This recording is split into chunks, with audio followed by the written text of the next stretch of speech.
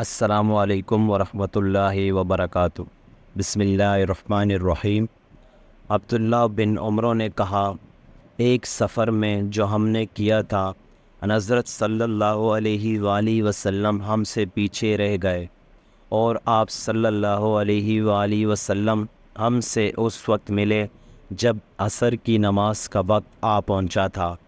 हम जल्दी जल्दी वज़ू कर रहे थे, बस पाँव को खूब धोने के बदल हम यूं ही सा धो रहे थे।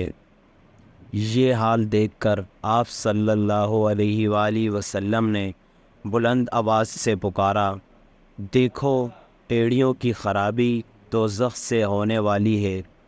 2 या 3 बार आप सल्लल्लाहु अलैहि वसल्लम ने यूं ही बुलंद आवाज़ से फ़रमाया। सही बुखारी हदीस नंबर 60।